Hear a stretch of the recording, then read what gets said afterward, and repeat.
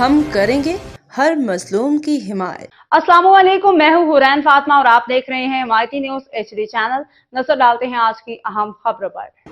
اقوام متحدہ میں پاکستان کے مندوب عاصم افتخار نے کہا ہے کہ سیکیورٹی کونسل ایران اور اسرائیل کے درمیان سیز فائر کے لیے اپنا کردار ادا کرے۔ جمعہ کو اسرائیل ایران جنگ پہ اقوام متحدہ کی سلامتی کونسل کا اہم اجلاس ہوا۔ اقوام متحدہ کی سلامتی کونسل سے خطاب کرتے ہوئے پاکستانی مندوب عاصم افتخار کا کہنا تھا کہ پاکستان ایران کے خلاف اسرائیلی جارحیت اور غیر قانونی اقدامات کی مذمت کرتا ہے۔ اسرائیل اور ایران تنازع کا پرامن حل چاہتے ہیں۔ اسرائیلی جارحیت سے خطے کے امن کو شدید خطرات لاحق ہیں۔ پاکستانی مندوب نے کہا کہ سیکیورٹی کونسل ایران اور اسرائیل کے درمیان سیز فائر کے لیے اپنا کردار ادا کرے۔ سفارتکاری کو ایک موقع اور دیا جائے، فریقین فوری بات چیت کی طرف آئیں، صورتحال قابو سے باہر ہونے سے پہلے امن کے قیام کو یقینی بنایا جائے۔ عاصم افتخار نے کہا کہ اسرائیلی حملے اقوام متحدہ کے چارٹر کی خلاف ورزی ہیں۔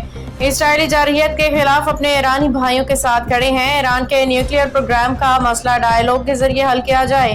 عالمی ایٹمی توانائی ایجنسی غیر جانبدارانہ طور پہ کام کرے۔ باخبر رہیے ہر جگہ ہر وقت، جانیے ملکی و غیر ملکی حالات و واقعات یقین کے ساتھ۔